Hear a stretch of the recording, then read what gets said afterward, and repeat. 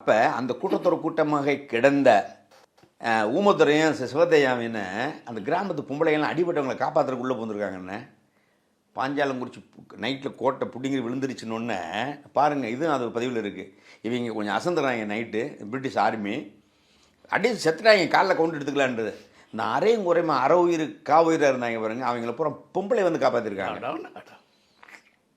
இது வேல்ஸ் பதவின்னு அதில் ஒரு கிழவி வந்து தன் மகனை தேடி வந்திருக்கா. இது சினிமாவில் கூட சீன் வச்சிங்கன்னா அந்த ஒரு சீன் ஓவராக இருக்குன்னு பேசிடுவாங்கன்னு வேல்ஸ் எழுதுறான். இது நான் மறுநாள் வந்து அங்கே கேட்டு தெரிஞ்சுக்கிட்டு அந்த கிழவியை நாங்கள் கேப்சர் பண்ணோம். அவள் சொன்ன அந்த கதைன்றான். என் மகனை தேடி உள்ளே போனேன். என் மகன் குற்றூரும் குளர்மா சாக கிடந்தான். என் மகன் சொன்ன பிறதான் சாமி பக்கத்தில் கிடக்காரு, அவரை போய் பாருன்னு சொன்னான்.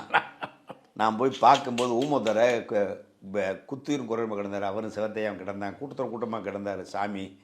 நான் சாமியை மயக்கமாக கிடந்த தூக்கிட்டு போனேன். ஆள் வச்சு நாங்கள் பொம்பளைகளாக சேர்ந்து சாமியும் சின்னவரி பெரியவரும் தூக்கி என் குடிசைக்கு கொண்டு போய் இரவோட இரவாக நாங்கள் அவர் மருந்து கட்டி காப்பாற்றி முடிச்சுக்கிட்டாரு காலையில்.